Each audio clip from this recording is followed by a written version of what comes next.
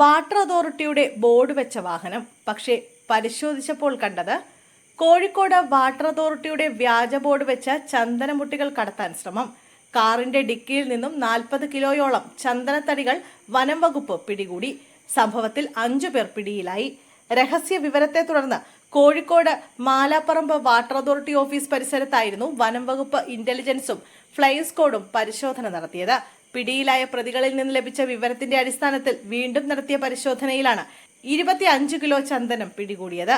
ഇരുചക്ര വാഹനത്തിൽ ചന്ദനം കടത്താൻ ശ്രമിച്ച മറ്റ് 2 പേർ കൂടി ഫോറസ്റ്റിന്റെ പിടിയിലായിട്ടുണ്ട്. വാട്ടർ അതോറിറ്റി വാടകയ്ക്കെടുത്ത് ഓടിക്കുന്ന കാറിനുള്ളിൽ ചന്ദനം കടത്തുന്നതായിരുന്നു വിവരം. കാറിന്റെ ഡിക്കിയിൽ നിന്നും 40 കിലോയോളം ചന്ദനമുട്ടികളാണ് പിടികൂടിയത്. കോഴിക്കോട് സ്വദേശികളായ ഷാജുദ്ദീൻ, നൌഫൽ, മണി, ശ്യാമപ്രസാദ്, അനിൽ എന്നിവരാണ് പിടിയിലായത്. വാഹനത്തിൽ വാട്ടർ അതോറിറ്റിയുടെ ബോർഡ് വെച്ച ചന്ദനം കടത്താനായിരുന്നു ശ്രമം.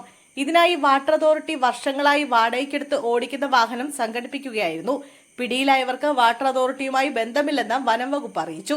വാഹനവും പ്രതികളെയും തൊണ്ടിമുതലും താമരശ്ശേരി റേഞ്ച് ഓഫീസർക്ക് കൈമാറി.